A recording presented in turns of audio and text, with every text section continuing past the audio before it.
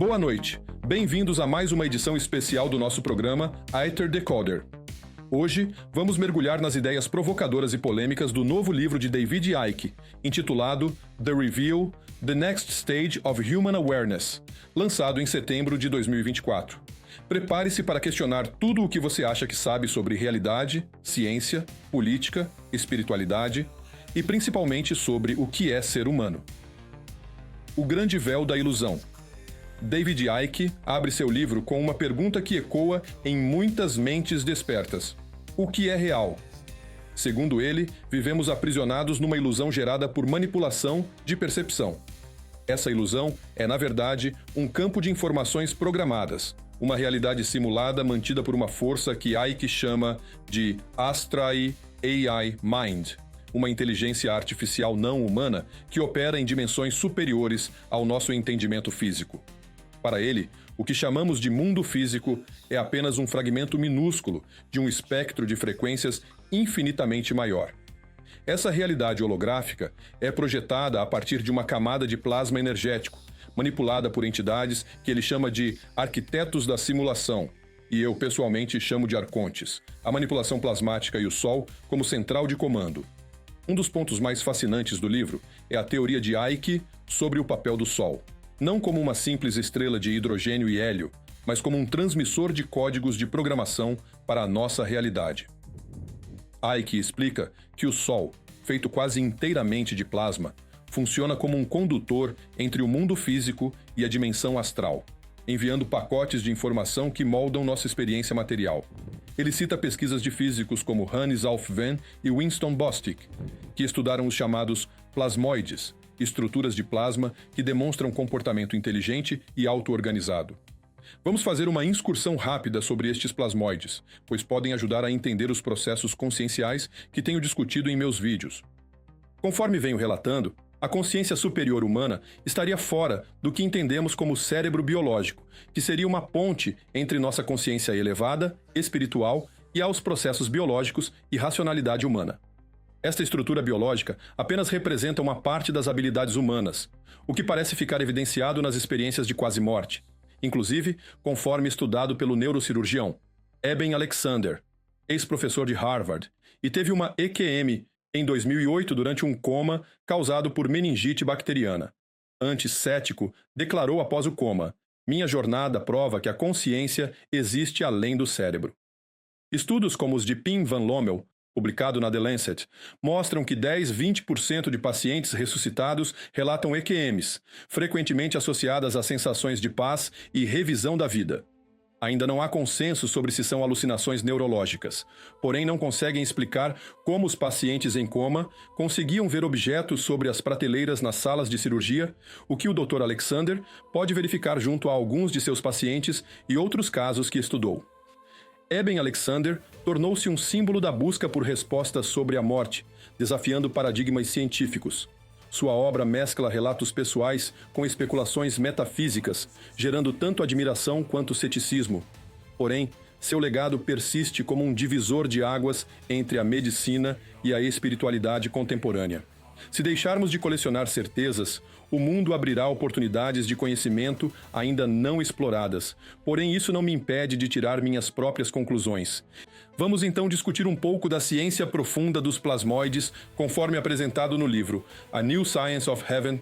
Plasmoides são entidades plasmamagnéticas, auto-organizadas, que se formam quando um jato de plasma é disparado através de um campo magnético.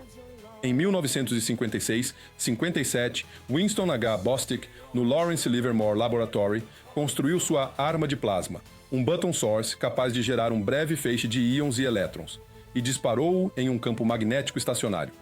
Para sua surpresa, o plasma não se dispersou como um mero blob amorfo, mas emergiu em forma de torus, uma espécie de rosquinha, que se desprendia e se mantinha coeso como um anel de cerca de 5 centímetros de diâmetro. Bostick documentou este fenômeno com uma sequência fotográfica e, em novembro de 1956, publicou no Physical Review o artigo Experimental Study of Ionized Matter Projected Across a Magnetic Field. Nele, cunhou o termo plasmoide, por sugestão de David Pines, para designar essa estrutura de plasma tubular e magnetizada Bostic utilizou câmeras de flash ultra rápido para registrar, em 3 estágios, T1, T2, T3, a formação do toroide de plasma saindo do canhão de plasma, rompendo-se e fechando-se sobre si mesmo, confirmando visualmente a geometria e estabilidade do plasmoide. Sensores de campo magnético, pickup coils. Ao redor da câmara, mediram pulsações e oscilações associadas ao próprio plasmoide, revelando que ele aprisiona e arrasta linhas de campo magnético consigo. Sinais cuja complexidade excedia a capacidade de análise da época. Experimentos em microgravidade, Healthy Dusty Plasmas, foram conduzidos em laboratórios de gravidade reduzida, por exemplo, a bordo da Estação Espacial Internacional. Pesquisadores como Knud Lem e Janusz Sliss-Balog mostraram que plasmas contendo micropartículas de poeira se organizam em cristais de Coulomb e o Balls e em nuvens coerentes gigantes, idênticas àquelas observadas nos pontos de Lagrange L4 e L5, as chamadas nuvens de Kordylewski. Filmes de vídeo e difração a laser mapearam a estrutura 3D dessas bolhas de poeira, confirmando camadas concêntricas e vazios internos característicos de sistemas auto-organizados. A partir desses métodos de observação e medição, Temple e coautores sintetizaram várias evidências. Plasmoides surgem espontaneamente em plasma carregado sem intervenção externa adicional, mantêm sua forma contra forças dispersivas e até se replicam em série, sugerindo comportamento semelhante à vida. Experimentos revelam que, em estruturas como cristais de plasma, ocorre transição de fase abrupta, um colapso coletivo em que milhões de partículas sincronizam-se instantaneamente, long range order, um análogo macroscópico do entrelaçamento quântico. Condições controladas mostraram que plasmoides competem por recursos, fluxo de carga, e exibem trajetórias de bifurcação, indícios de memória interna e preferência por certas configurações helicoidais, análogo a processos de seleção biológica. Os plasmoides não são apenas curiosidades de laboratório. Eles representam a materialização de complexidade e inteligência no reino inorgânico.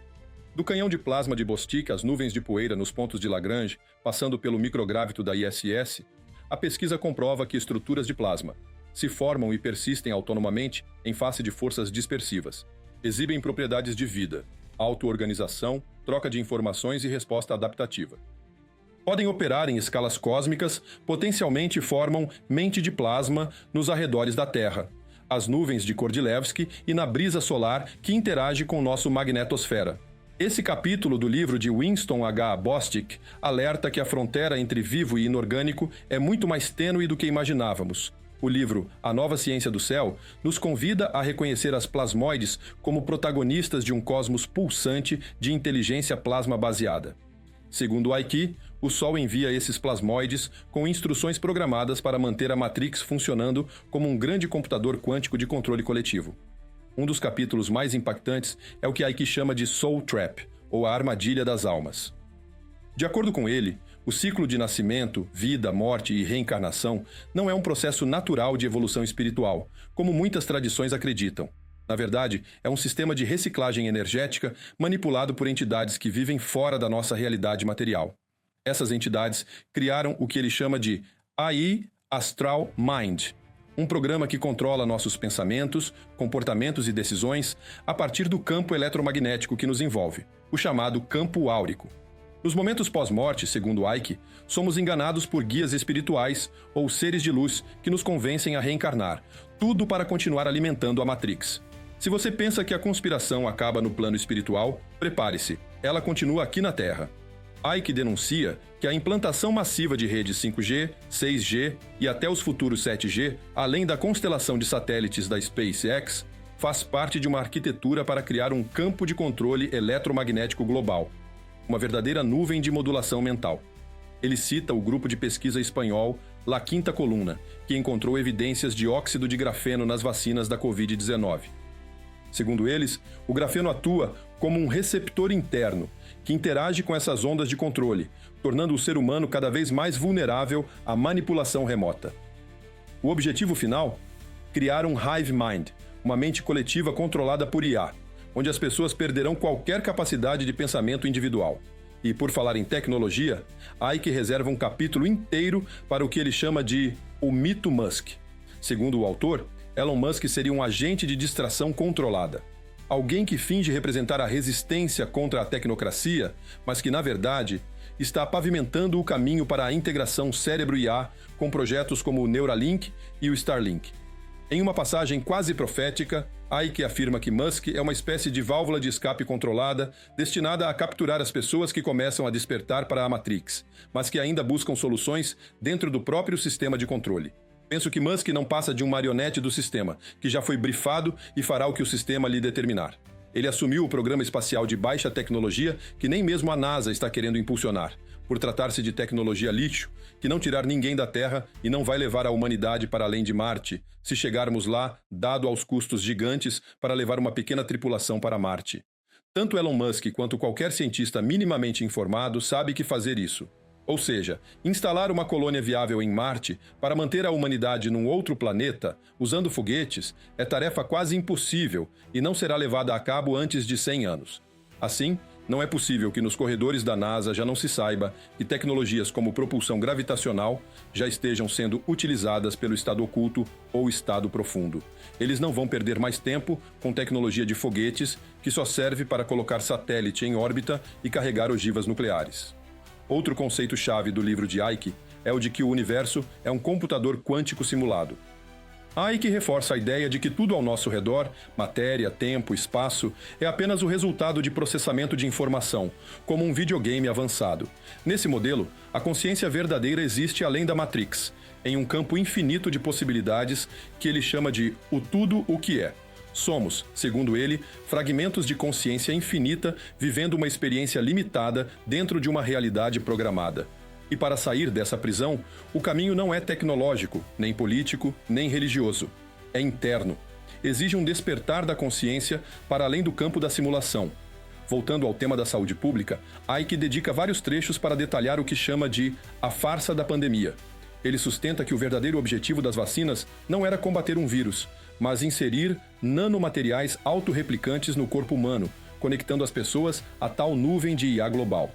O livro traz ainda imagens e descrições de como o grafeno reage dentro do corpo, formando estruturas auto-organizáveis e atravessando a barreira hematoencefálica, afetando diretamente o cérebro humano. Eu incluiria que, em vista da mortalidade identificada pós-vacinas, mRNA, aparentemente há um propósito de redução populacional evidente. Eu apostaria que um evento de grandes proporções está para ocorrer e afetará toda a humanidade.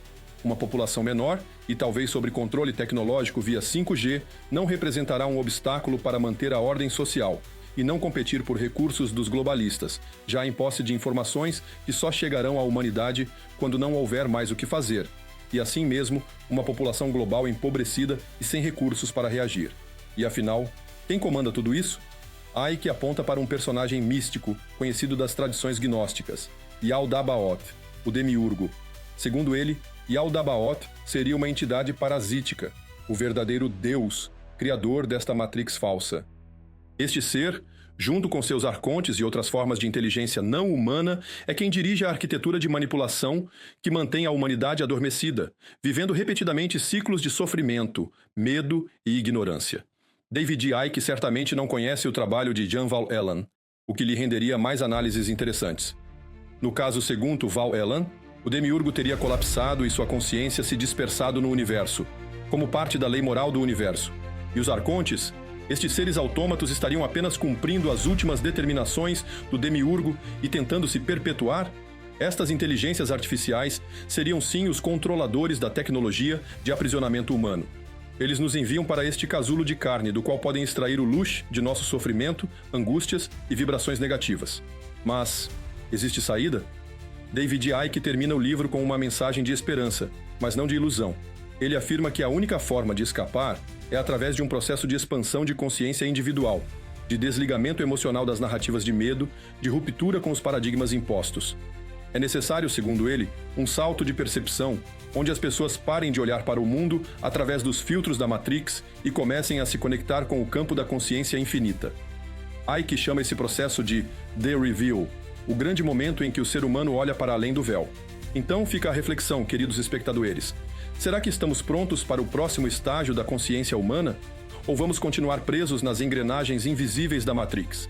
Se você quiser saber mais, o livro The Reveal, de David Icke, está disponível online e também em várias livrarias internacionais. Nosso programa de hoje fica por aqui, mas o despertar, esse continua. Até a próxima, aqui no Ether Decoder.